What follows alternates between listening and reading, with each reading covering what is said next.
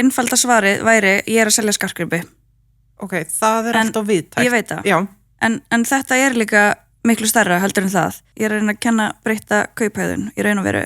Þá eru skilaboðin í mínu vörumerki Avelin Rey að eiga minna en eiga betra. Hvað eiginlega í loftinu hérna á H9? Akkur bara þegar maður sest hérna niður, það bara svona kemur eitthvað yfir mann. Já, það var einmitt komið maður að skoða skrifstofastöðu hjá mér daginn og hann sagði að það væri eitthvað svona róandi ára hérna og ég var bara, ok, já, það bara lýsingin.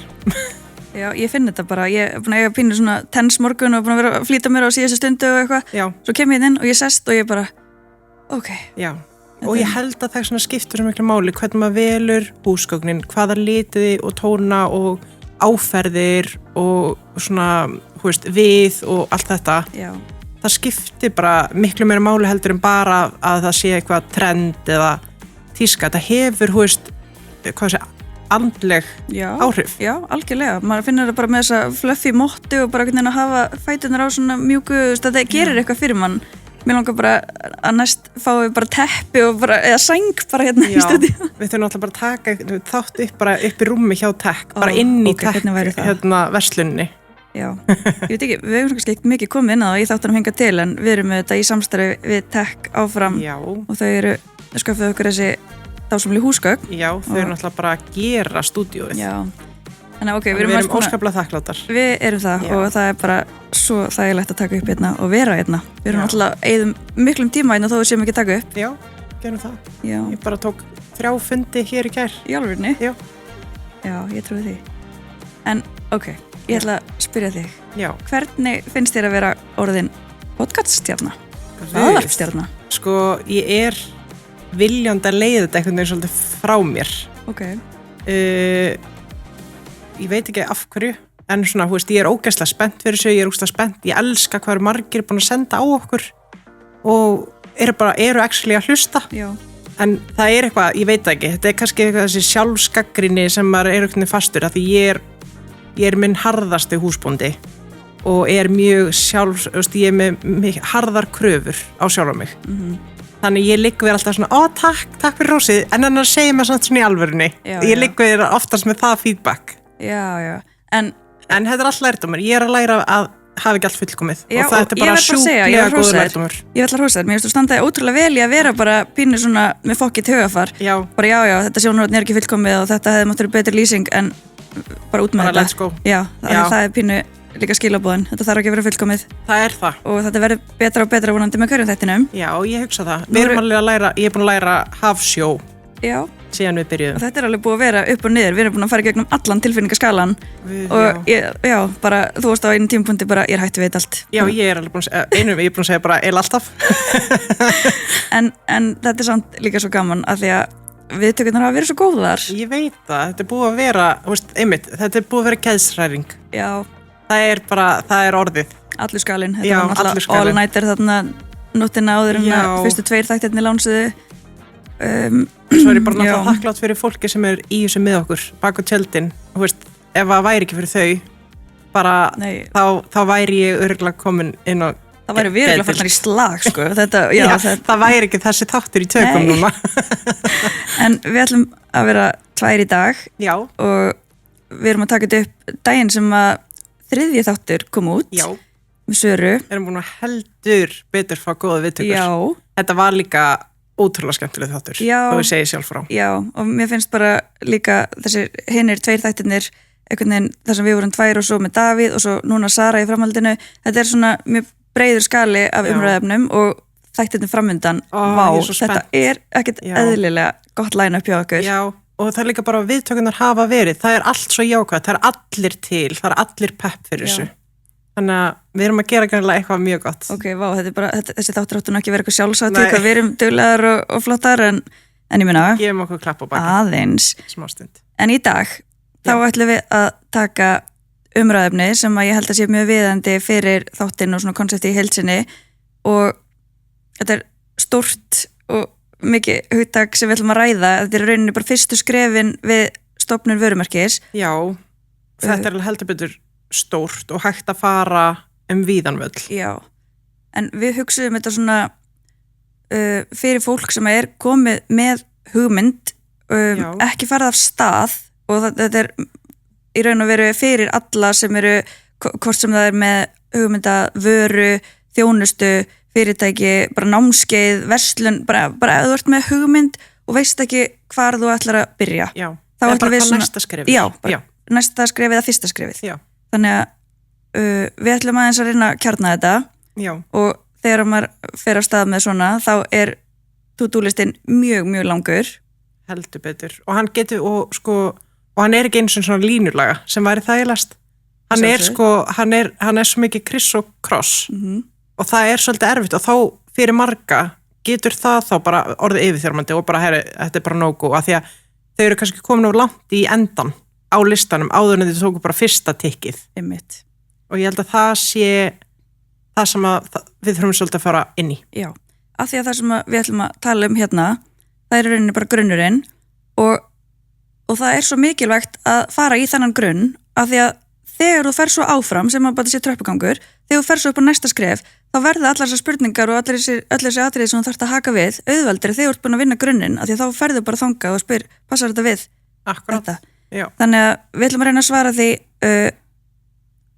hvað fólk á að gera áður en að fer bókstaflega af stað. Já. Og það er svona grunnvinna sem er í rauninni bara að greina markhópin og gera skilgreina vörumerkið þitt. Já, og kannski bara á hvað gildi þú ætlar að vinna eftir, sildi að segja svolítið svona einhvern ramma, bæði upp á framkvæmdina og svo bara fókusinn. Bara, ok, alveg rétt, ég er að stefna þangað. Já. Af því að það munu koma 100 raddir og tillögur og alls konar leiðinni sem er rosa sniðugt og margar af þeim góðar að afvegast ekki af leiðinni sem að þú varst búin að samt sem áður sita þér af stað með, skilur. Já. Ég sé það þyrfti að helst núna að koma svona teiknumynda því ég er að sjá þetta svo mikið teiknað. Já, nei sko. Það sem ég er að reyna að lýsa. Veistu hvað ég hugsa? Hvað? Mér finnst þetta eiginlega næstu í hræstni að við séum að hugsa, sita hérna og tala bara þú verður að vera rosalega fókusaður í byrjun og vera með rosalega afmarkað. Hvað gerðum við þegar við vorum búin að ákveða að byrja með þetta podcast? Við vorum komnar fram úr okkur bara á fyrsta klukkutímanum sko.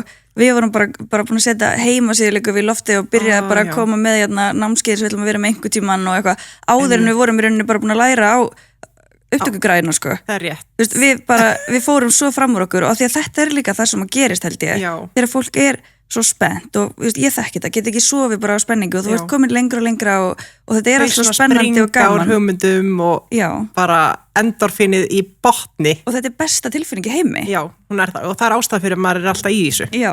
Til að fá þessa tilfinningu. Já. Og auðvitað er ótrúlega gaman og ég þekki þetta sjálf að hafa bara legið heilu næturnar bara að skrolla og vera að skoða einhverjar litapalettur og leturgerðir áður en ég var kannski fyllilega búin að skilgreina markhópin. Já. Og ég ætla ekki að banna fólki að gera þetta því þetta er auðvitað partur af þessu, þetta er gaman og þetta er alls konar pælingar og allt það. Já. En það verður svona tilhneiging til að bara komast ekkert áfram af því að þú ert alltaf komin of langt áður en að þú ert í rauninni búin að byggja grunninn. Þannig að ég held að sé alveg algengt að fólk vilja bara byrja því að velja nafn og kaupa lén, gera logo, opna Instagram síðu og allt þetta. Já. Áður en þú ert í rauninni búin að svara spurningunni bara hvað þú ert í raun að selja, hverjum ert að selja þetta og af hverju ætti einhver að kaupa af þér. Já. Þetta er í rauninni hvað þörfum ert að mæta og hvað lausn ertu með við einhverjum vandamálum. Það er alveg sammála. Já. Skulum fara aðeins í það en mér langar það er ekki einu sem planað áður við byrjum. Nei. Við varum að kynna nýja samstarfsaðala okkar. Ekki spurning. Ég ætla að taka eitt mjög krispi hérna. Ég ætla líka. Ok, mér er alltaf langa að gera þetta. Var þetta ekki að skera í eyrun á okkurum? En við erum ekkert, eða ég tala fyrir sjálf mig, við erum ekkert eðlilega ánægð með þetta nýja samstarf. Mjög. Skál. Skál. Við erum að tala um Kristall Plus. Já.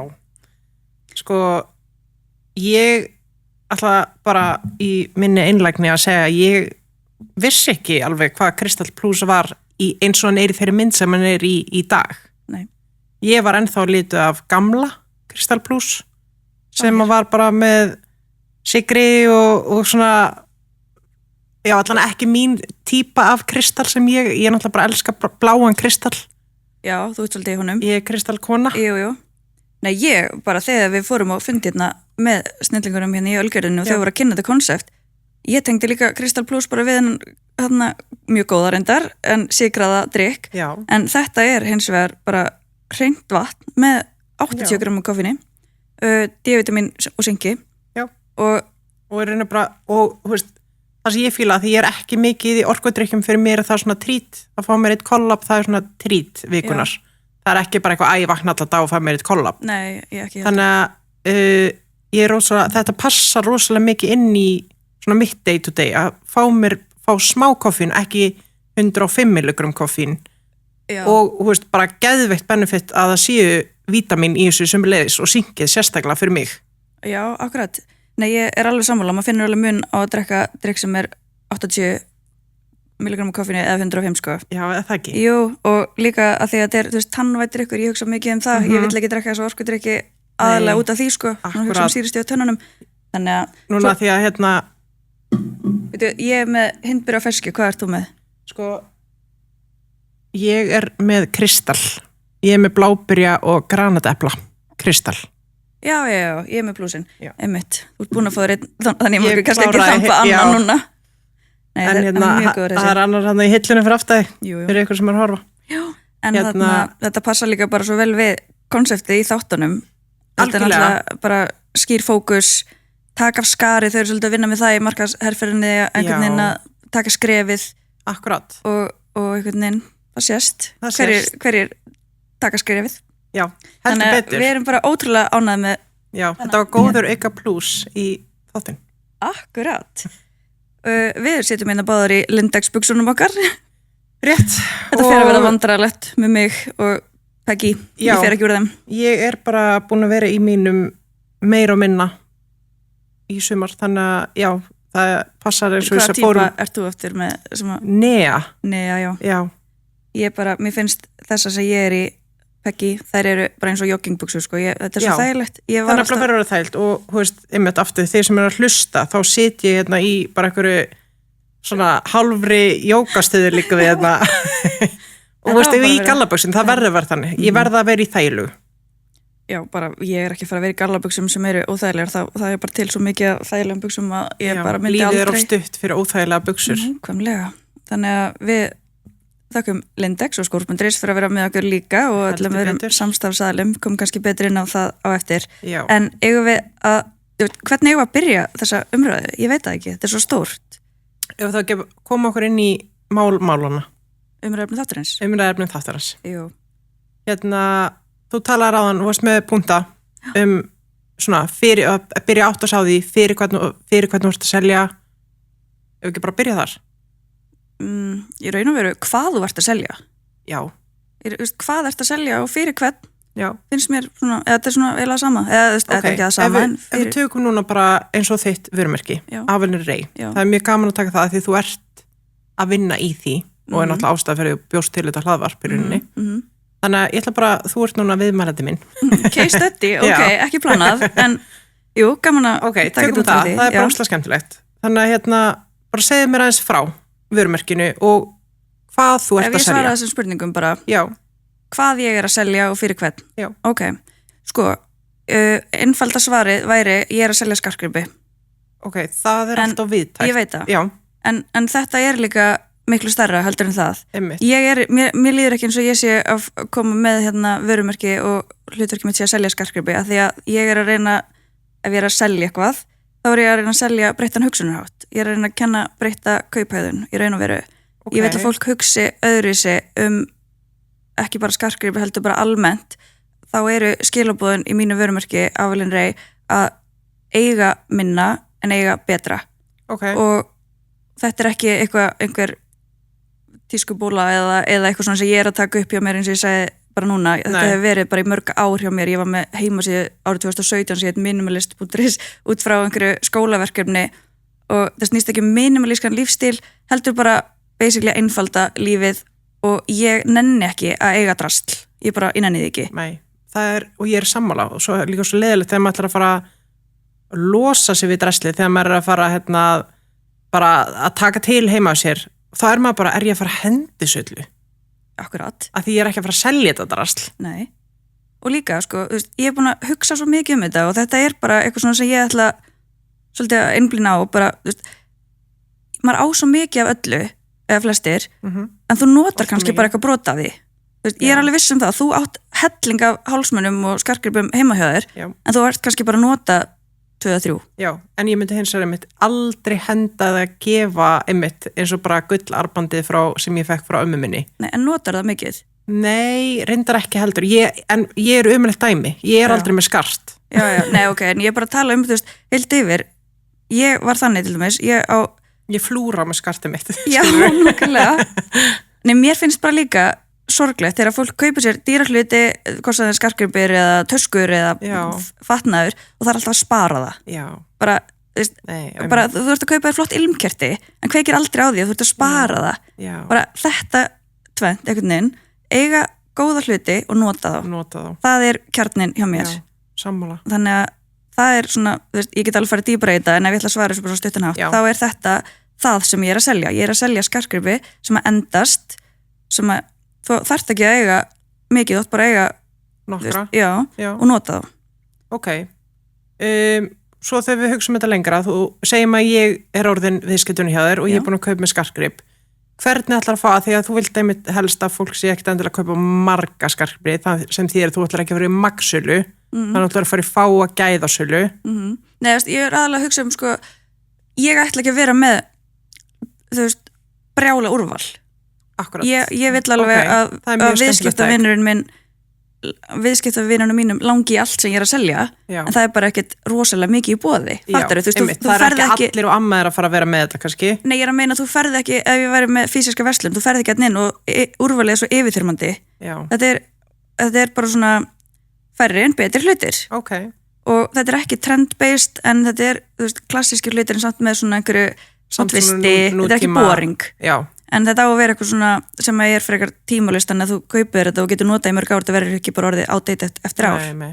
Þannig að já, ég hlakka til að sýna þér, ég ekki búin að sýna þér mikið. Sko, ég náttúrulega bara, það eins og ég sé bara að fá þér sem nýja viðmæladeina, því ég bara við höfum ekki haft tíma til að tala þetta. Nei. Þannig að bara mér finnst að gera þetta hér. Ég hef ekki mikið verið að vinna, þú veist, í þessu núna og bara ég finna eldurinn aðeins að kveikna aftur og ég hef líka verið feimin við að tala þetta því að við veit ekki af hverju maður hrættum einhver stelu hugmyndinni eða einhvern veginn að ég sé að tala þetta of snemma, það líka eitt sem ég langa að ræða við þig. Já. Hvenær á maður í raun og veru að byrja að tala hugmyndina sína?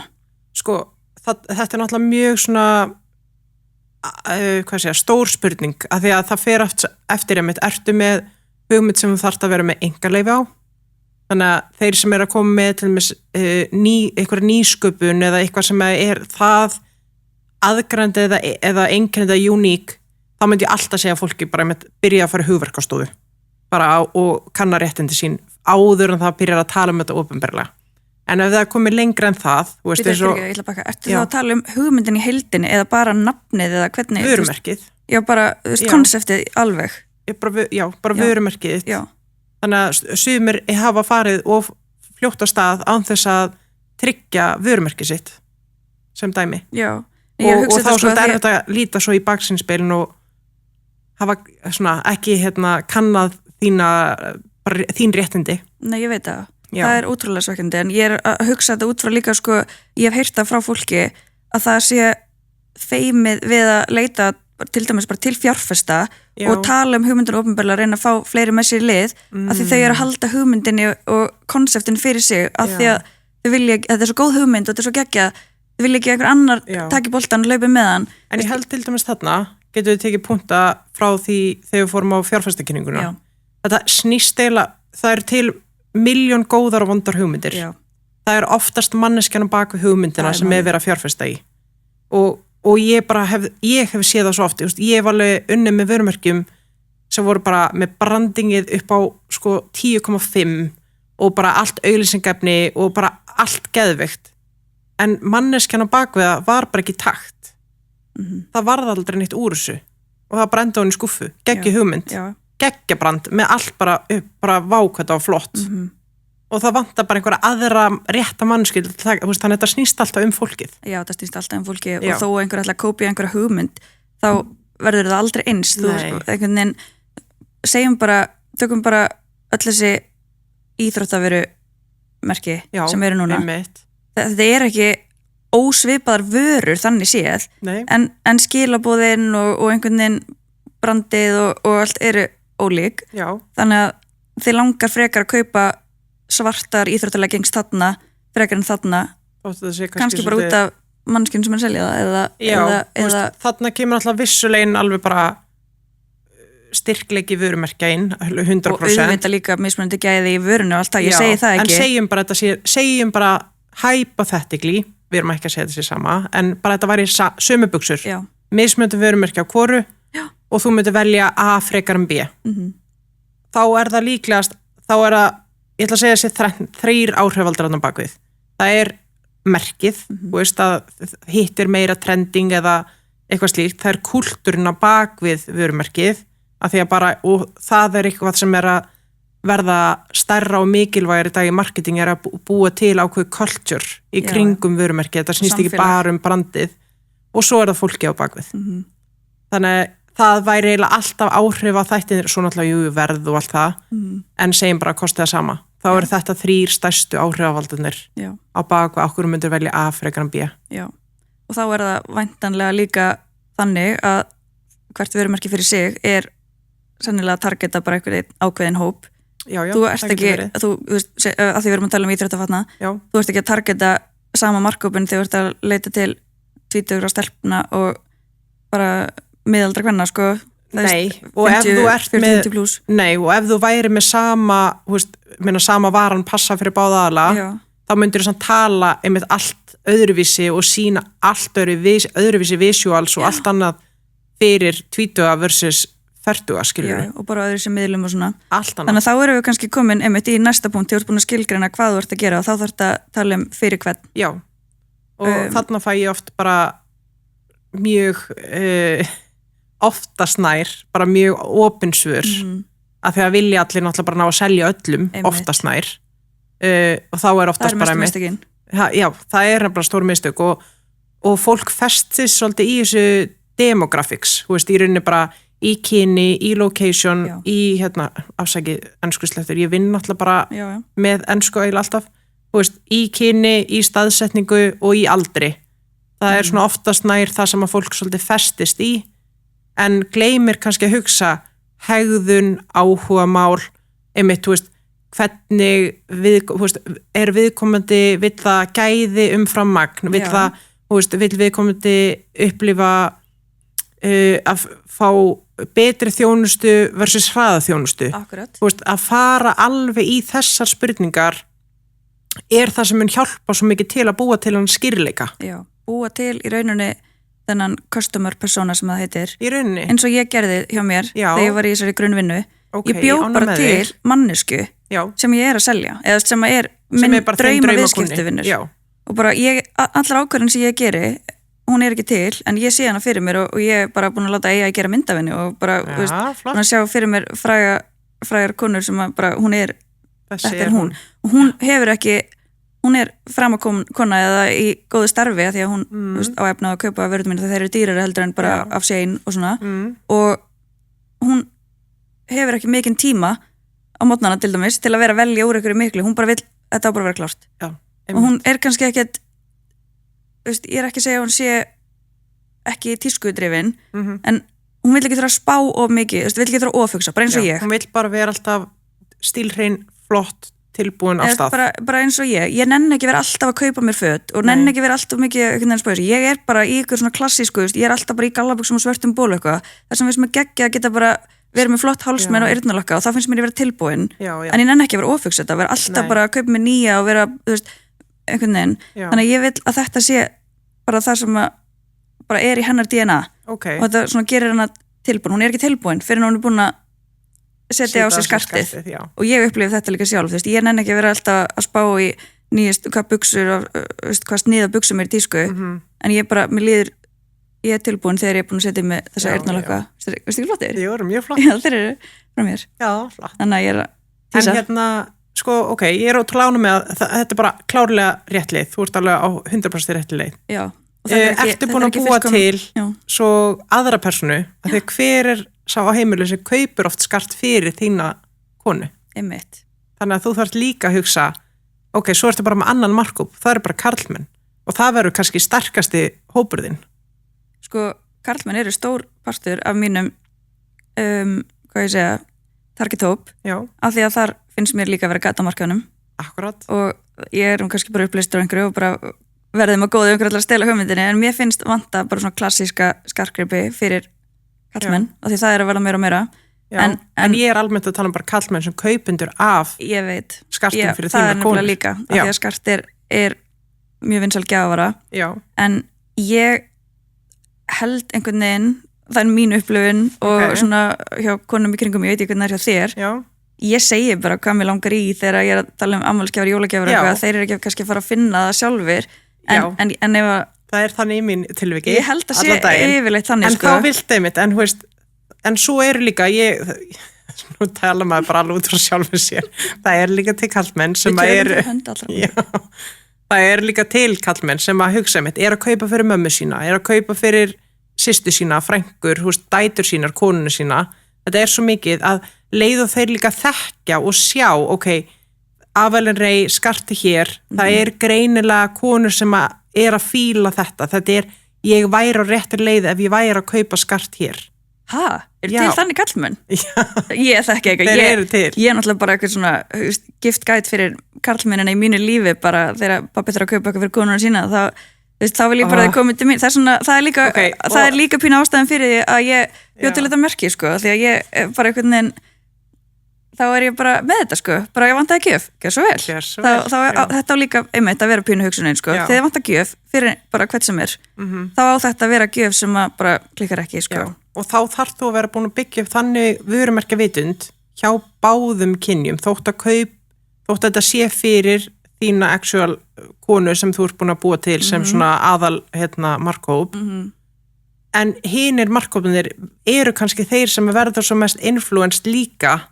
Þannig að þú ert líka að tala til þeirra á þann hátt að þeir viti þetta örugg vara.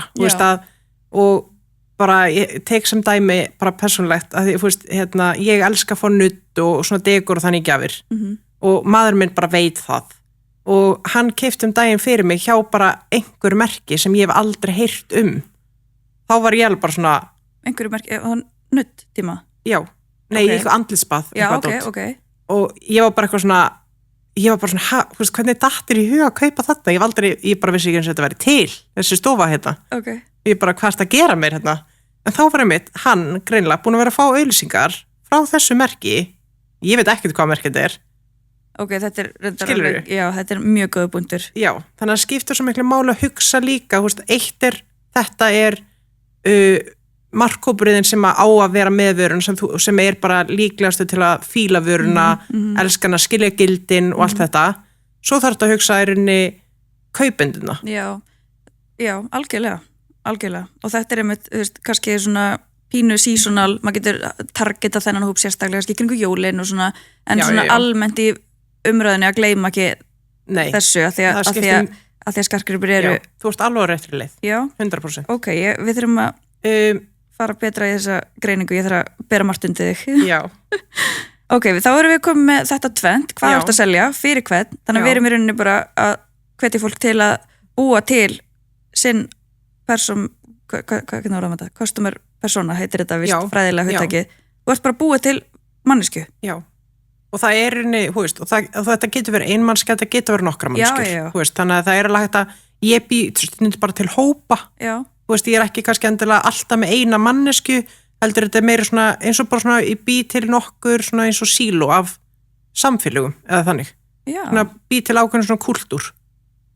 En ég er ekki að segja að það sé rétta leiðin. Nei, og ég mun örugglega búa til fleiri persónur því ég mun vera með breytt, aðeins svona, þú veist. Já, en fræðin er alveg þar, að búa til persónu og svolítið svona manngjörna gefinni nafn og allt þetta. Það er alveg svona fræðilega nálgunin, en út frá því bara hvernig kauphegðun er að breytast í dag og hvernig svona hegðun bara fólks er að breytast og með bara samfélagsmiðlum og öllu þessu, að þá svolítið svona, finnst mér líka hvernig ég að nálgast hlutina búin að breytast með því. Þú veist, ég, bara eins og með rjóðumynstrið, eins og með skjól, peysuna. Ég var ekki búin að teikna prjóna konuna, en ég var búin að meira svona búa til bara svona hvernig ég sá samfélagi fyrir mér í kringum þetta. Af því að þetta þú veist, það svo breytt, þú veist, þau hafa öll sameiginleg gildi, það það sem sameinar persónurnar, en það ekkert endilega sko sumar, þú veist, sumar konur og kallarnir þú veist, þau öll í mismunandi aldri, öll í mismunandi þjóðerni, öll í mismunandi location, ég hefði ekki getað að fara í þetta, en ég ákvað búa freka tilurinu hvað sameiginleg svona einkenni, meira. Og hver voru þau? Þetta ekki bara fólk sem skaman að prjóna? Nei, ekki. Og það bara fullt af fólk sem kann ekkert að prjóna, sem að prjóna eða ekki að prjóna. Og hvernig valdur hennan hóp? Hvað gildi voru þetta? Í rauninni sko, þegar ég í textavinni og hvernig við ætlum að búa til efnið, þú veist, bara að velja þetta frábæra fólk sem kom í myndatökum með okkur. Þau þurftu öll að hafa, fyrst eiginlega var bara að þetta var að vera góða manneskjur. Þú veist, að vera andum annað fólk, að vilja sína samstuð, að hafa hugrekki til að vera svo bara í svona flík, af því það þarf alveg hugrekki. Þú veist, þetta ekki, þú ert að gefa skilaboð. Þetta ekki bara einhver peysa. Og þú þarft að velja þetta svolítið vel, af því þetta í raun og veru viðkvæmur málaflokkur og þú vilt að fólk tengi þetta við bara trúveruleika og einmitt svona góða manneskjur og eitthvað sem getur staðið á bak við þetta heilum hug, og bara fólk sem til að styðja það, fólk sem til að tala við ókunnum manneskjur, bjóðið velkomin. Þetta var svona, þannig veist, þarna gat ég einhvern veginn ekki búið bara til eina mannesku einhvern veginn. Ég varð að búa til kúltúr. Og þessi prjónakúltúr, ég ekki prjónakona en bara það sem ég búin að heyra frá þér og sjá hérna eins og bak við tjöldin, þetta samfélag. Þetta samfélag. Vá, hvað þetta stórt og mikið einhvern veginn, það sko tækifæri þarna til að búa til alls konar verkefni innan, þetta bara búið að springa svo út og búið að vera svo, við höfum rætt áður í þáttum hvað búið gaman að fylgjast með þessu. Þetta alveg rosalegt sko. En þetta er bara svona gott dæmi þú veist, það væri svo auðvelt að segja bara í byrjun, bara allir sem hafa gaman að prjóna. En þetta dýpra. Já, það getur verið bara 50 kona sem bla bla bla, skilurðu, en það bara hefði ekki mega sens í þessu tilfelli, þannig að þú veist, bækur og fræði segja eitthvað eitt, en svo þarf maður stundum bara svolítið að krassa út fyrir línurnar. Já, og eins og þú varst að segja áðan, varðandi hvað þetta hefur breyst, bæði bara svona varðandi skilaboð og bara hvernig maður skilgrina hópan og svona, þá finnst mér einhvern veginn við vera komin á þann stað, fólk að gera bara kröfur upplýsingar varðandi innihaldsefni, varðandi svo margt, og við erum bara komin á þann stað, þú getur ekkert plata fólk, aðgengi að upplýsingum orðið svo mikið eins og ég til dæmis núna að fara að vera með svona smá fræðslu bara skartgripi og efnin sem notuð, hvað gilling, þú veist, þegar þú ert að kaupa silfurskart með giltri húðun, hversu þykk þessi húðun? Þetta 14 kartagull, þetta 18 kartagull? Það vantar alla...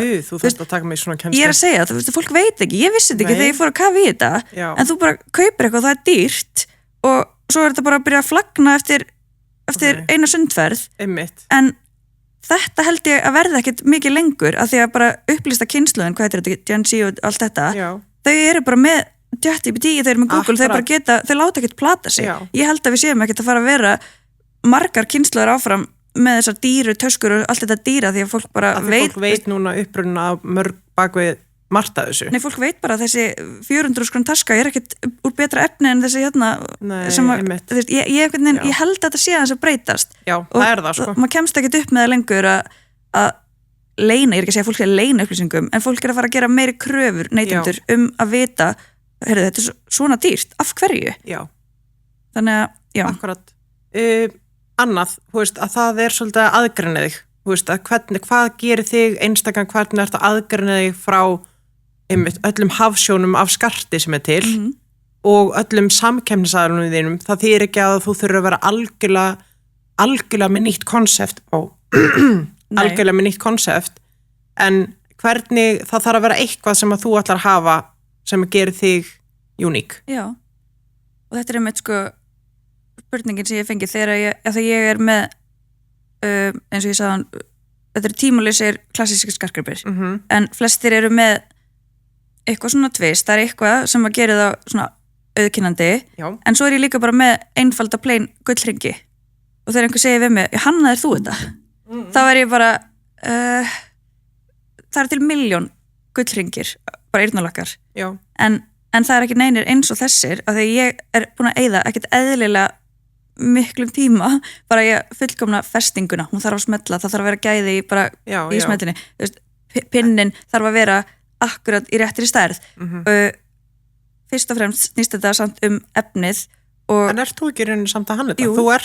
Þú sért ekki gullsmiðurinn Nei, ég láta framleita fyrir mig Þú ert hönnurinn, þú ert að ákveða ég vil þessa þykkt, ég vil hafa þetta í þessar áferð, ég vil svona stein, ég vil svona festingu, ert þú ekki að ákveða það? Já, og ég er líka búin að fá ráðgjöf bara frá skartgripa hönnuðum og svona sem að, en ég er líka búin að fá 1.000.000 útfærslur af þessu og ég er alltaf að fullkomna aðeins að breyta, aðeins að gera en á sama tíma hef ég verið feimin þegar þetta er svona plain að við að segja og ég hannaði þetta að því að það eru til, þú veist, svipaðir gullhringir en ég er að meina, þetta snýst ekki að þegar þú ert að búið til vörumerki að gera eitthvað alveg nýtt sem enginn hefur gert áður þú þarf bara að gera á þinn hátt og á sama tíma finnst mér þetta ríma við það að vera ekki að hlaupa eftir og herma eftir þegar öðrum gengur vel bara eins og með orkudrykki þegar kemur í það vinsæll orkudrykkur sem er bara í svakalega litrikum umbúðum og ótrúlega svona höfða til yngri hóps og þú sér það einhver gengur vel þú veist ég ætla að gera það sama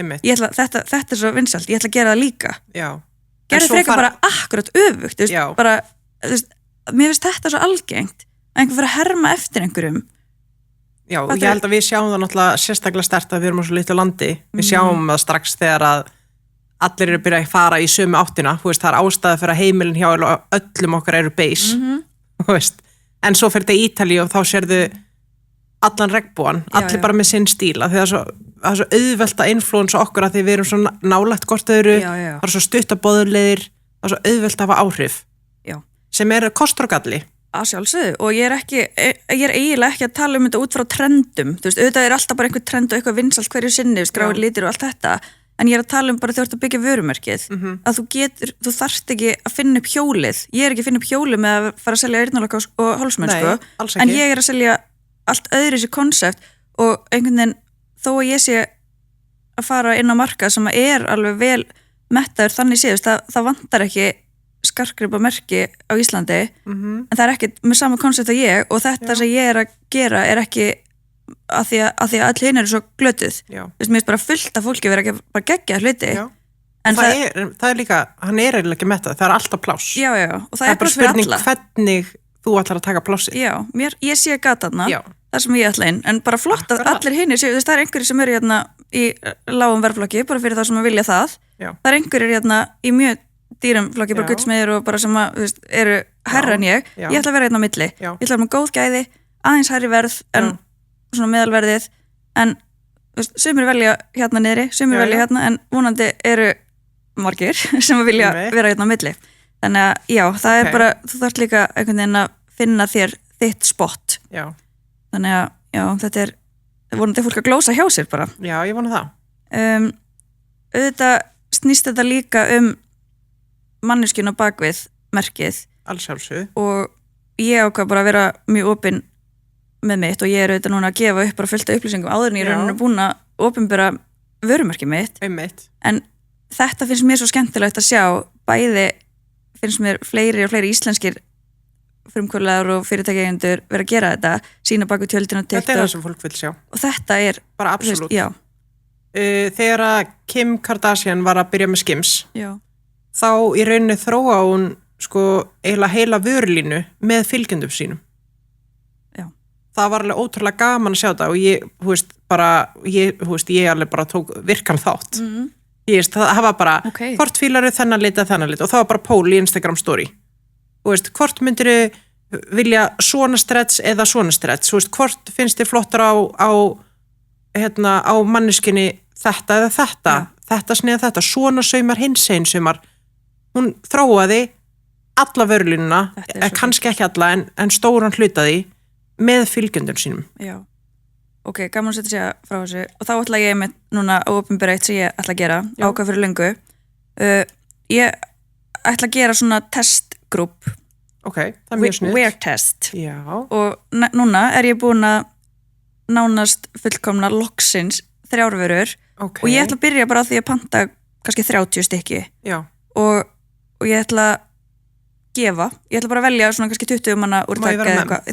eitthvað þú ert á listanum og þetta er kannski svona 5, 6, 7 aðalar sem ég þekki sem Já. ég treysti að munu heiðarleg segja svör. mér Já, og ég ætla bara að gefa þessa skartgripi ok og í raun og gegn því að þú notir þá í svona 2 vikur og ég vil að þú fara með þetta í sturtu og ég helst að sofa með þetta og svona Já. og svo vil ég bara fá allt ég vil bara, Já. veist, var þetta að meiða þig var þetta, veist, óþægilegt Einmitt, var bara var erfitt að festa eyrnalokkin eða er þetta búið að flagna eitthvað eða finnst þér Já. stærðin mætti vera aðeins ég vil bara heyra þetta Já. og Þú þetta er svona fattar, það er bara the point of it nei, ég er að segja, veist, Já. ég bara vil að fólk sé heiðalegt Já, og svo ætla ég að panta stóru pöntununa kannski Já, mun ég þurfa að gera breytingar þetta er, Já. veist, þetta er pirrandi af því að þetta tekur svo langan tíma og allt það já, en ég er bara, ég gef ekki út vöru nema ég sé 100% ánum með hana já og Ég skal satt lofa því það verður alltaf eitthvað já, Þú sér bara eins og með ég, þetta hlaðvarp já, en ég er til í að vera með eitthvað svona, ok, Já. pakningarnir er kannski ekki alveg Já. þetta, Náðu allan svona 90% eða og bara let's go ekki með vöruna sjálf, veist, það má ekki ég bara er núna orðin líka það þrjósk að bara smetlan og festingan og allt þetta verður fullkomi, Ok. ég skal gefa einhvern slaka með umbúðunar með markasefni eitthvað, Já, já. en með í þessum Já. fyrstu vörum sem ég er búin að vera núna í heilt ár að þróa, Já, þær fara ekki bara út fyrir hann að þær eru fullkomnar og ég held að sé eila bara að vera það sko. já, Þannig að spennandi ok, loksins þegar þetta hlaðvarp og allt þetta er komið og ég flutti og allt það, þá get ég bara farið að tala við mín og konu og setja framlýslunni í gang. Já. Ég verð að gera það sko. En hvað ertu stödd svo með? Af því að nú erum við komið með hvað þú ert að gera og fyrir hverja svo þurfum við alveg að fara í vörumerkið Já. Þú veist, ertu komið með vörumerkið, ertu komið með alla fagur fræðilegu hlutina Ég kom með logo Ok, og það kom mjög snemma. hvar fyrstu það? Sko, ég byrjaði nú bara þetta var eiginlega þannig að ég skýrði vörumerkið mitt út frá hugmyndinu sem ég var með í kringum logoið. Ok, Ég bara var búin að vera með þetta fast í hugunum að ég vildi gera logo sem væri samstætt úr 2 stöfum. Þannig ég vissi alltaf að þetta þyrfti að vera 2 orð ok, og svo einhvern veginn ég var með annan nafn upphaflega sko og endaði síðan á þessu og það er smá saga bak við það. Þetta er, ég veit ekki hvort þú vilt fara í það. jú, ég er alveg til Já. að heyra Af því að fólk spyr mér Avelin Rey hvað því Já, ég Avelin veit Rey, ekki hvað hvað þýðir þýðir Nei, þetta þurfti að uppfylla svolítið margt.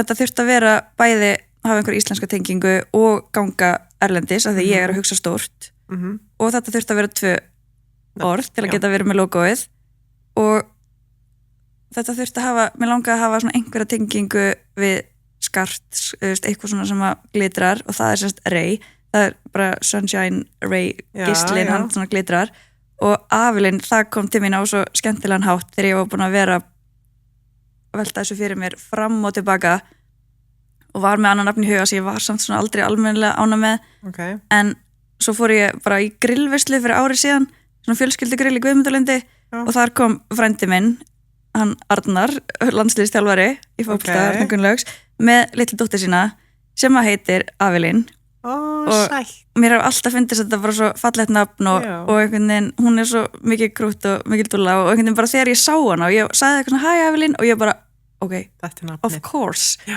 og bara þetta small bara eitthvað og ég fór bara heim beint eftir þessa grillvislu og bara keypti lénið, gerði Instagram, ég bara, þetta var aldrei hugsaði þetta ekkert lengra sko. Nei. og Og svo, það er svo góð tilfinning Já. þegar maður finnur hennar smell já, það er bara, það er allt að falla heim og saman já, og svo fekk ég svona tilfinningu bara, ég verð að spyrja þau hvort að ég þú veist, megi nota nafnið Já. og þá var ég orðin svo hrædd að þau myndi kannski segja, æ nei, eitthvað svo hugsaði ég alveg svona, þau, svo sem ekki það nafn og ég vissi Nei, alveg að þau vissulega. myndi eiginlega ég vissi alveg að þau myndi ekkit fara að segja nei, þú mátt ekki nota það, en Nei, ég en það er vildi alltaf- samt ekki maður er taka alltaf sjansin með að það raddirnar. gæti satt nei, Já. þannig ég bara ákvað að gera þetta og kaupa lénið og gera logoið og svo sendi ég á þau þá gátu ekki sagt nei, sem betur fyrir voru þau bara ótrúlega ánægð og sérstaklega litla frænka mín og hún verður bara svo sem fær fyrstu verður, hún bara okay. þannig að þetta hefur líka svona persónulega tengingu. Kemur flugvél en allar svona sögur sem að eru með svona persónulega tengingu það til dæmis eiginlega bara svolítið svona gull fyrir vörumerki að geta verið með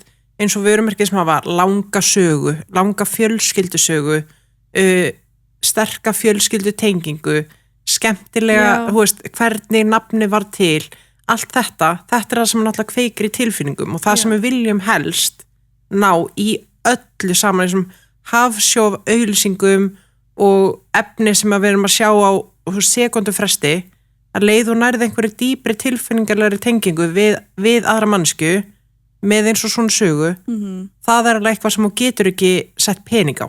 Nei, það er nefnilega máli og þetta er bara heilagur sannleikur en ég er samt svo ánægð að ég náði, þetta var ekkert planað að það var ekki markmið mitt að finna nafn sem hefði einhver svona persónuleg tengsl við einhvern fjölskyldumeðlim eða eitthvað þannig en þetta gerir samt það verkum og mér þykir ennþá vætnum nafnið og mér finnst gaman að segja þessu sögu og svona. Nei og þetta strax kveikti tilfinningu af mér þegar þú er búin að segja mér nú söguna. Ég er miklu sterkari tengingu núna við nafnið þetta er ekki bara eitthvað svona random. Nei. Þetta er Avelin bara sem ég finnst fyrst og fremst fallegt nafn og það uppfyllir allar þessar kröfur og þetta er litla frænka mín og þetta er Ray sem að því er svona eitthvað sem glitrar og gísli og bara mér finnst þetta fallegt saman líka. Ég er bara að byrja núna að sjá fyrir mér og hlustendum eru líka að vera komin. Ég er bara komin í Guðmundalund og fyrir mér er núna, þetta er svona seinni parturinn á sumarkvöldi og þeir að grilla og litla frænkaðin hleybranda til og þú fær svona og ég er komið þangað.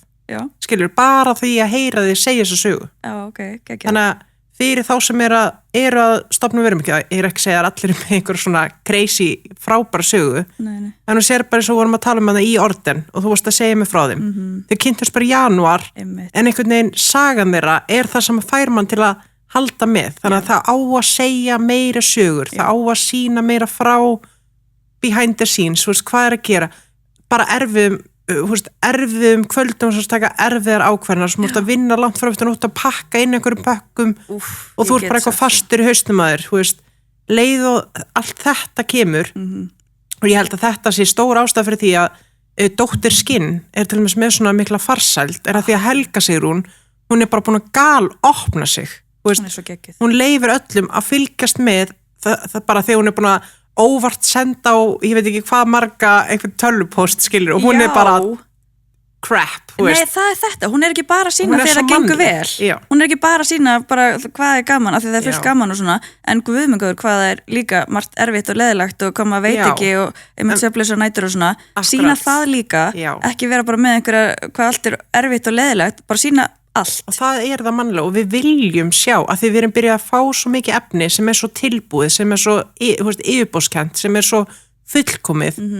Allt þetta er það sem gerir okkur mannlega og þetta er lykillinn. Þetta er það sem við viljum, þetta er efnið sem við viljum sjá. Já, og það væri alveg auðvelt að einhvern veginn annarkvort eins og flesti gera náttúrulega bara sleppa því að sína baki tjöldin og hvaða tekur að byggja vörumerki en svo er líka bara hægt að sína þegar allt er klárt og þegar þetta er komið og þegar varan er tilbúin en eins og til dæmis ég gæti guðmengur, ég veit ekki hvað það eru margar seríur sem ég gæti tekið bara af mistökunum sem ég hef gert hingað til og ég er ekki komið með fullkomna vöru í hendurnar en allur tíminn, allir peningarnir og allt sem ég er búin að gera hingað til bara með því að reyna að finna rétt að byrgjan og framleiðandan fyrir mig og bara einhvern veginn komast á þann stað sem ég er komin að núna árið setna. Það er hægt að kransa þetta vel og ég menn alveg, það er alveg bara sérþáttur hvernig maður finnur byrgja og framleiðanda og allt þetta og mér langar alveg að gera þannig þátt bara hvernig ég fann minn. Ég náttúrulega endaði að fara bara nút á sýninguna í Ítalíu og það er mjög áhugavert. Og svo bara það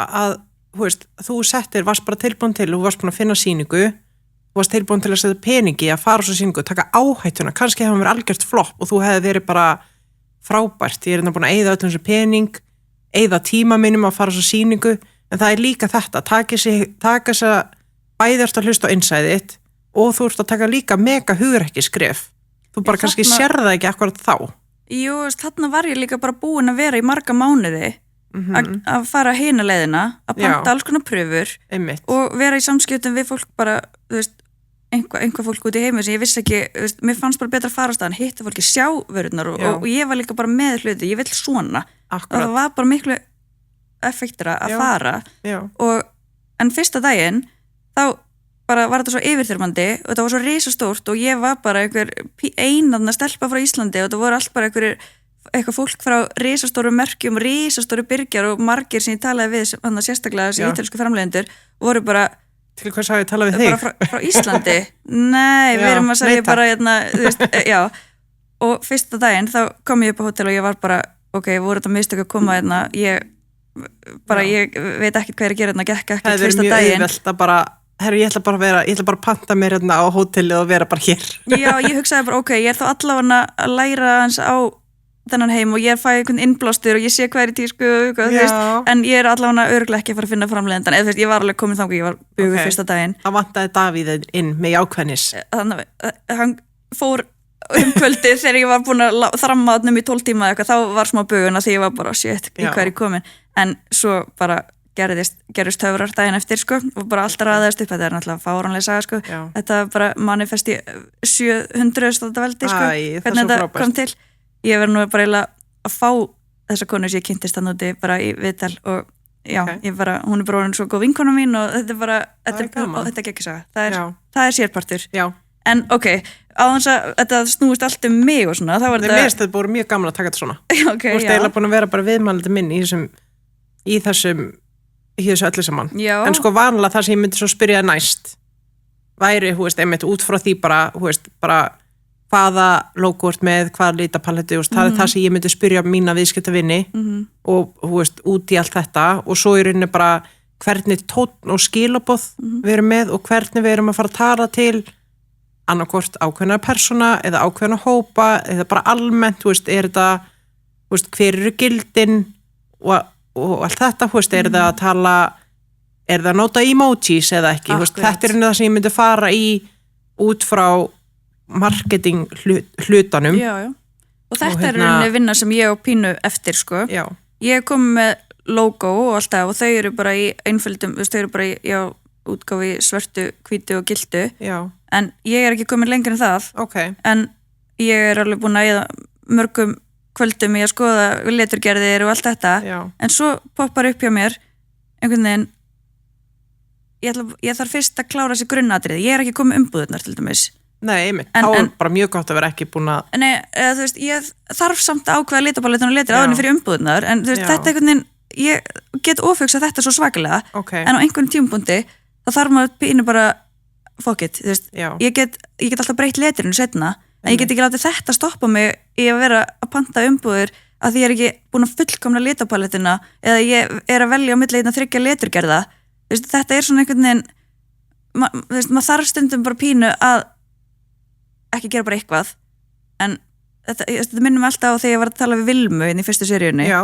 Hún var einmitt að tala sko, þegar hún keypti logo á einhverju síðu, ég man ekki, hún sagði bara, Fiverr eða eitthvað. Ég bara eitthvað, hún keypti bara á einhverju, ég man ekki hvar og mér fannst þetta svo flott hjá henni að segja þetta bara að þetta er pínu svona, ég ætla ekki að segja þetta sé þú veist, skömmustulegt og mér finnst þetta ekkert að ég bara Nei, ég skal bara segja það er bara rosa mörg fyrirtæki sem eru líka stór fyrirtæki í Íslandi sem eru með logo frá bara einmitt síðu eins og Fiverr eða Canva Akkurat ég veit fyrirtæki Ég veit það líka, en hversu margir af þeim koma hérna í hlaðvarp sem að fær mörg þúsund manns að hlusta og segja bara frá því eins og ekkert sé að því að ég veit að það er stór hópur núti sem hefur hrist hausinn og bara keypt logoið þarna og ég veit að það er alveg grafískir hönnuðir og allt sem hrista hausinn og allt það en auðvitað væri best að hafa fengið eitthvað grafískan hönnu til að gera logoið það væri líka það er kannski þetta er svolítið að byrja og þá ertu þarna í Fiverr það væri best að hafa grafískan hönnu það væri líka best að hafa tölvunarfræðing til að setja upp heimasíðu fyrir það væri best fyrir þig að hafa einhvern starfsmann til að pakka öllum pöntunum en þú verður bara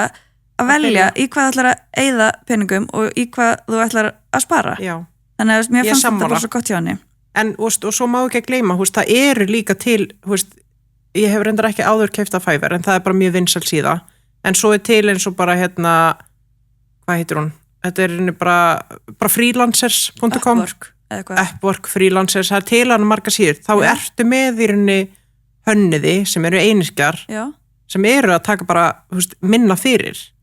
Já, Þú veist, það er líka hægt að fara ódýrari leiðir en fá samt hönnun og svo náttúrulega maður ekki, en ég er meira til í að fólk fara þá leiðina heldur en fara að láta klót eða gervigreind búa til bara eitthvað merki og allir enda með svona sirkabát sama merki. Sko ég fekk Og ég vona hönniður séu að jánka með okkur Já, að þetta er viðkomum umræða sko. Já, og, þetta er mjög viðkvæmt. Ég er alveg smá hrædd að vera við erum að fara á sprengisvæði, að vera að fara inn á þetta að hvetja fólk til að fara að kaupa sér inn á Fever og svona. Þú veist, þetta er alveg umdeilt en ég get sagt fyrir því, ég leitaði til íslensk hönnuðs og ég fekk tilbúið bara upp á mörg 100.000 sko. Ég bara hafði ekki tök á því. Nei, og ég ekki einu sem með fyrir mitt ég hannaði mitt sjálf, ég er ekki hönnuður. Nei. Þú veist, en ég fekk svo bara aðeila sem er bara líka með gott auga þú veist, til að fara yfir og bara svona er ég alveg út af það þeki Einmitt. Sko ég fór inn á, ég held hún heiti Fever síðan sem ég fór inn á sko og gerði svona samkeppni þannig ég setti bara inn hugmyndina og svo gæti fólk í raun tekið þátt og svo valdi ég nokkra kandidatar sem komist áfram sem þróuðu hugmyndina en ég sá bara strax í bara fyrsta úrtakinu þá sá ég bara ok, þessi með þetta og þá fór ég valdi hana bara strax og hún þróaði þetta með mér og mér leið betur að vera ekki að láta marga vinna mikið skilur, og svo bara, sorry, þú ert bara ekki fullt að vinna í þetta en takk fyrir þig, takk fyrir ekkert en þannig ég einhvern veginn var heppin að ég fann bara strax og tengdi við hana og hún er bara, ég veit hvað mannskett er og ég er ekkert búin að vinna meira með henni heldur en þetta logo en ég gæti bóttið tatt samband við hana og þetta er ekki bara eitthvað notendarnafn til bæ, ég veit bara ég veit hver þetta er en ég er mjög ánægð með þetta logo, það er mjög einfalt og einhvern veginn uppfyllir nákvæmlega það sem ég var búin að sjá fyrir mér en hefði aldrei getað búið til sjálf þannig að, varstu búin að sjá það? Nei, ég er ekki búin að sjá það en meðan þú ert að það er hérna þú voru að koma með það nær en allan meðan við erum að skoða það og þetta getur vel verið degi eftir að þróast eitthvað en þetta er ég þurft að byrja mjög stílhreint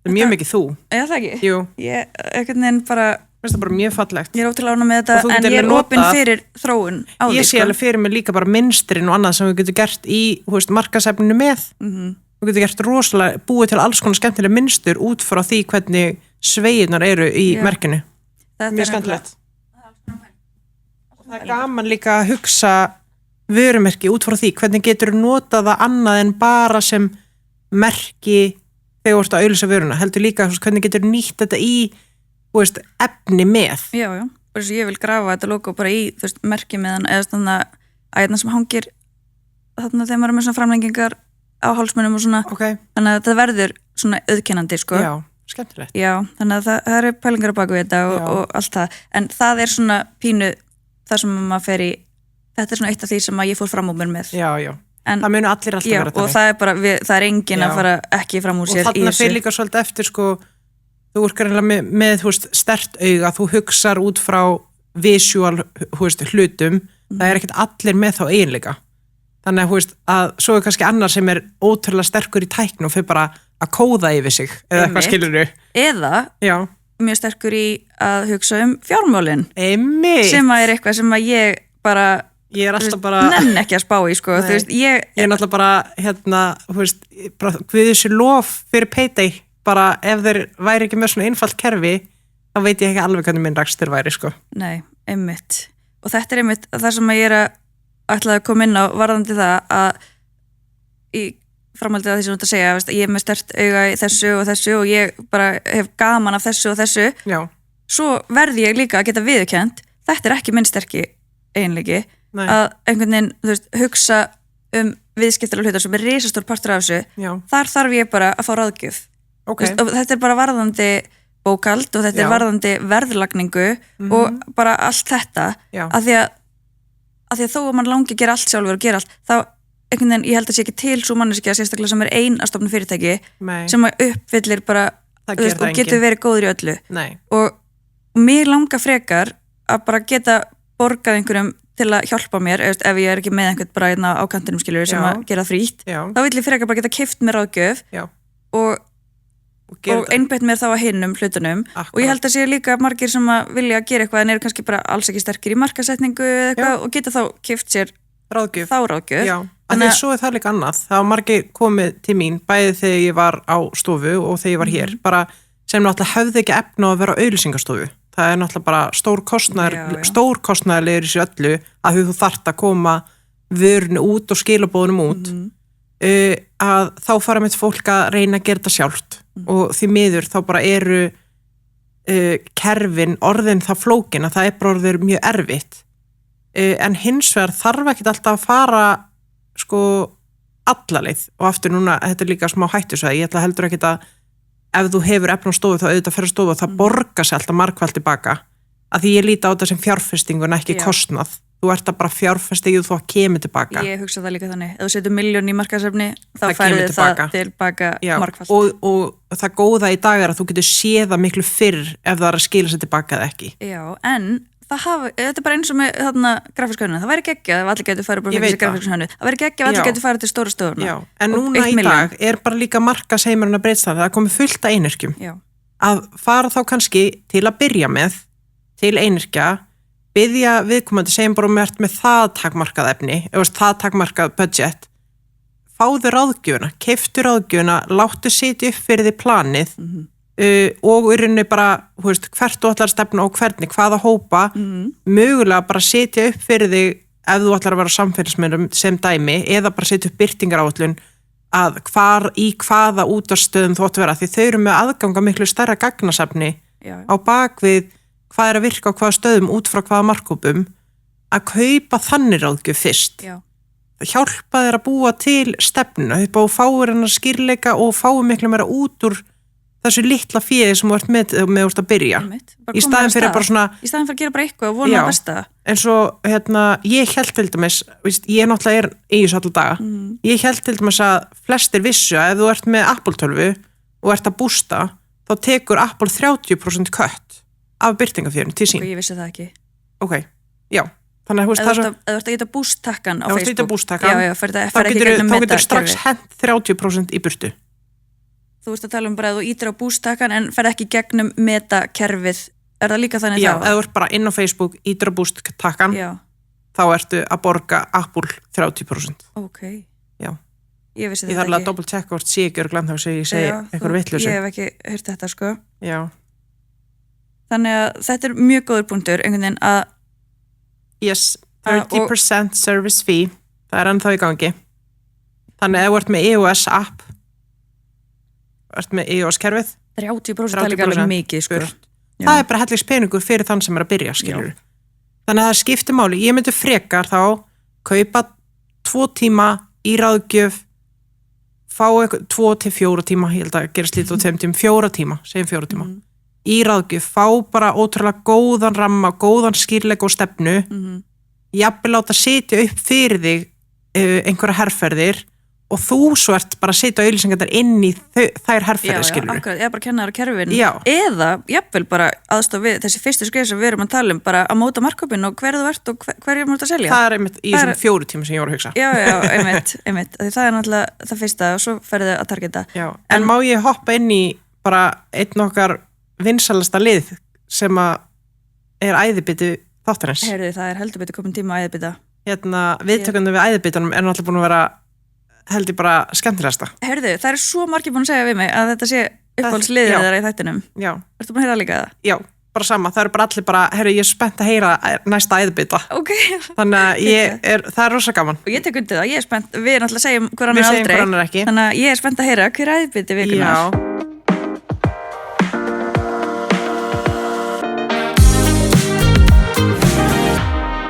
Heru, æðibiti minn í þessum þætti er í hjarta Hafnarfjarðar. Já, bara konseptið? Já. Ok. Sko, og eiginlega bara, í rauninni bara Hafnarfjörður komplett. Mér finnst, þetta er náttúrulega bara orðin eitthvað svona mesti stemningsbær sem ég veit um. Já, það er alveg bara... Og að vera með svona konsept eins og þetta, þar sem að, og þau eru náttúrulega að fá fólk bara allstaðar að. Þetta er frítt. Þetta útskýrir konseptið bara fyrir... Í hjarta Hafnarfjarðar. Ég veit að þetta er... Já, þetta er tónlistarhátíð sem byrjar 25. júní og er til 1. ágúst. Já, þetta nefnilega Og þetta alveg 1, 2, 3, 2, 4, 6, 7 helgar. Já, það eiginlega eina sem ég vissum þetta er ekki eitthvað ein helgi, þetta bara svona ongoing. Þetta bara ongoing viðburður. Og þetta alltaf 50 föstudagur, laugardagur og þetta frítt. Hafnarfjörður að styrkja þetta og náttúrulega fullt af fyrirtækjum og mér finnst bara það einhver ótrúlegur andi yfir þessu. Þetta bara svo geggjustemming, það allt jákvætt í kringum þetta. Já. Mér finnst frábært hvernig þeir eru búin að þróa þessa hátíð og mér finnst bara frábært að þau skulle vera með hana og vera með þetta ár eftir ár. Það líka bara eitthvað sem bæjarfélag þegar maður kemur í Hafnarfjörð maður langar alltaf að vera svona partur af þessu samfélagi en maður líður samt ekki eins og maður sé út úr eða þú veist, maður velkomin þó maður sé ekki Hafnfjörðingur þannig að mér finnst þetta svona, ég veit ekki, mér finnst alltaf eitthvað svona Hafnfjörðingur svo næs og líka bara, það skemmtilega búður þarna og gaman að kíkja bara í bæinn þarna og svona svipa á Selfoss. Já, ég ætla að segja örugglega, þú veist, Hafnarfjörður og Selfoss kannski svolítið svona svipu stemningsbæir. Já. Í alvörunni. Ég bara virkilega að meina það. Þetta er svona minna roadtrip að fara í Hafnarfjörð en svona þegar maður ætlar að gera sér ferð að gera eitthvað, þá fer maður á Selfoss og það geggjað. Já. Þannig að það bara eitthvað við þessa litlu bæi sem að mann er svo velkomin í þetta, það ekki allir bæi þannig stundum maður bara eitthvað fyrirgeði í sjö, ég er ekki frifla, ég er að fara. En já, bara takk fyrir að taka vel á mót okkur. Já, ég ætla að þetta var æðibiti þáttarins, alveg absolutt. Ætlar að fara um helgina það? Ég er að fara að Kalú. Já. Eins og flest allir held ég. Ekki ég skal mér. En ég ætla að stoppa á Selfossi, vissulega, á leiðinni.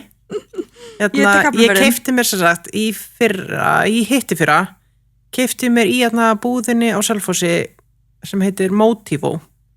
Hún geggjuð. Hún ógeðslega flottar vörur og hún svo falleg, hún svona og inni, ég elska þegar búðir gera eitthvað svona einkennandi hluti. Þau til dæmis með svona, það svona viðarringur inn í búðinni sem hún getur bara sest inn í. Hann sjúklega flottur. Þetta fatabúð? Þetta fatabúð, já, fyrirgeðu. Þetta fataverslun og þau lappar inn í hana og þau með sko ótrúlega svona huggulega það svona huggulega nærvera hana. Þau með fallegt þjónustuborð svona afgreiðsluborð og bara að hella upp á kaffi þannig að þú lappar einhvern veginn inn eins og sért að fara inn í ykkur svona ég veit það ekki, þetta ekki svona fatabúð, þetta svona þú veist að lappa inn í eitthvað svona konsept. Ok, hvenær ætlum við að fara? Ertu ekki byrjað að sjá þetta fyrir þér? Nei, ég á pínu að sjá fyrir mér og ég sendi mér þess á þau í fyrra bara hver gerði hennan hring þetta svo sturlaður hringur sem þeir með það mér finnst það svona einkennandi fyrir þessa búð en ég keypti mér svona heilgala svona útigalar ógeðslega svona pæju útigala mjög flottur og ég held að í þessari útilegu þá seldi ég 8 svona galla. Ertu að grínast? Ég ekki að grínast og það fór heill hópur sett á sunnudeginum í Motivo að kaupa svona leiðin heim. Þannig ég vona bara þeirra vegna að þess ég er búin að stokka upp þessum útigalla. Ég veit ekki hvort ég spenntar að fyrir þessum viðarring eða þessum útigalla, ég vil sjá bæði it's a moment. Ég vil sjá það strax en við þurfum líka að fara að gera okkur ferð, við erum alltaf að tala um það, núna látum við verða því. Við ætlum að láta verða því, fara saman. Ég náttúrulega ofta á Selfossi sko. Já, ég bara alltaf býð til þér, ég þurfi ekki að fara einn. Ég segi svona, heyrðu, við gætum náttúrulega verið með svona 7 tíma þátt sko. Fyrir við líka gera bara svona, þetta var svona part 1. Já, ég ætla að segja, við erum margar punktar eftir sko. Það eru margir punktar eftir. Samkeppnin og kross og... En ok, ef við tökum þetta bara svona örstutt saman. Já. Ef þú ert að byrja og ætlar að taka vinnuhelgi í að gera þetta, hvað þarfst að gera? Ég myndi segja, skrifaðu eina setningu. Hafðu eina setningu á hreinu hver þú ert og fyrir hvern þú ert að selja hlutin sem þú ert að búa til eða þjónustuna sem þú ert að bjóða upp á og af hverju bara, að þetta snýst sko bara, ef einhver spyrði þannig getur útskýrt þetta í eins stutt og einföldu máli og hægt þetta heitir elevator pitch bara, þú getur sagt bara eina setningu 10 sekundur, bara þetta er það sem ég er með og þetta er fyrir þennan hóp vegna þess að mér finnst þetta vanta og bara talaði líka við fólk sem þú heldur að sé markkópurinn ekki vera feimin við að tala um hugmyndina bara eins og Davíð var að gera með iPadin bara þú nú York á flutur farðu þanga, farðu út það líður öllum eins og fíblum að gera eitthvað svona asnalegt en maður þarf eiginlega svolítið að hrista af sér bara skoðanir annara ég er búin að þurfa að gera með þetta hlaðvarp þú veist, maður þarf bara let's go, það er öllum sama já. og þú verður bara svolítið að bara hugsa út frá sjálfur bara, þetta er það sem ég vantar, þá ætlum ég bara að gera það já. Og við fara í óþægindi. Við erum pínu að tala í krossu það sem við sögðum þarna fyrst af því að það var bara ekki verið að spyrja fólk álit sem þú tekur ekki marka á, en þess vegna er ég að segja spurðu, ef þú ert að fá álit á hugmyndinni þinni, spurðu það fólki sem þú vilt fá svar hjá, ekki spyrja ég er ekki að fara að spyrja fólki sem ég veit að er bara panta sér skarkribbi á Shein, myndir þú kaupa þetta, af því að svarið er örugglega nei, af því að þau er ekki að fara að kaupa þetta, það er líka allt í lagi. En hins vegar væri kannski gott að vita þá sem er að panta á Shein bara, að spyrja þá hinna spurningana sem að þú vilt til dæmis að vörumerkið sé ekki skilurðu? Þetta er allt gögn, öll gögn eru nótæf það er bara spurning hvað sjónarhótt þú ert að horfa samtalið er alltaf dýrmætt akkurat, en mér langar smá að bæta einum punktin að því við erum að tala sko, fyrir hvern og hvað þú ert að selja og það er svo gott að átta sig á því og ég tek þetta dæmi í öllum fyrirlestunum hjá mér að með garðklippur það langar engum að kaupa garðklippur þetta er ekki sexy vara þetta er ekki eitthvað sem að þú hengir fallið upp á vegginn hjá þér þetta er bara svona ömurlega leiðileg vara sem þú vilt helst ekki vita og eigir en þér langar að eiga vel fallega snirta runna og þá er spurningin er það því að þú vilt hugsa vel umhverfið þitt eða það læti þér líða vel eða langaði bara í hrós frá nágrannanum það er þannig að garðklippunar eru lausnin við þínum þörfum eða vandamálum skilurðu? Já, akkurat og þannig er spurningin bara hvernig ætlar þá markaðssetja garðklippunar allar hugmyndir eru nefnilega ekkert jafn skemmtilegar og skartgripir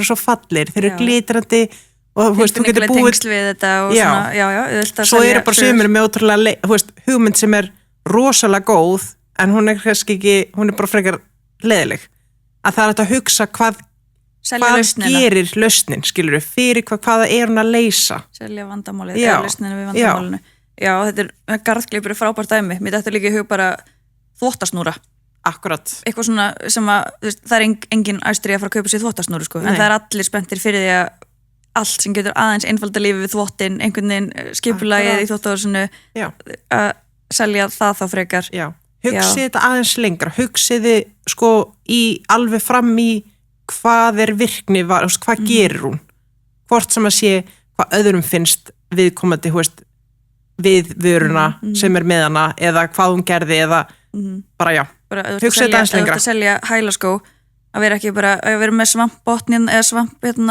sóla með svona efni hugsaði bara þú verður ekki að drepast í löpunum eftir 8 tíma. Akkurat, af því það kannski er markkópurinn þinn bara djammarinn sem ætlar að vera þannig að klúburinn lokar. Þið vantar bara eitthvað sem þú getur verið gæla í en verður ekki þreyttur í fótunum? Ég hefði þurft þannig sko síðust helgi. Að það? Já.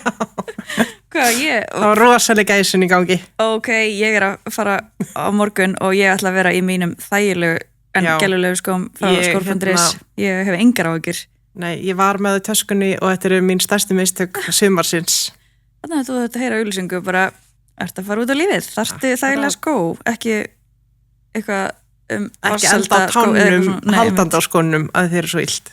Ok, en ef að segja þetta gott, er það ekki bara, ég held að þetta sé það verður fróðlegt að vita hvernig viðtökurnar eru við þessum þætti og mér langar líka bara hvetja fólk til að senda okkur skilaboð eða er eitthvað sérstætt sem að þið viljið að við tökum fyrir varðandi þetta, ef það er eitthvað spurningar sem vakna, en við erum ennþá með fullt af punktum bara þannig að þetta verði ekki 5 tíma þáttur. Þetta er bara part 1 sko. Já, en þetta er gaman og þetta var ótrúlega skemmtilegt spjall og bara takk fyrir í dag. Takk. Og við heyrumst aftur í næstu viku. Yes.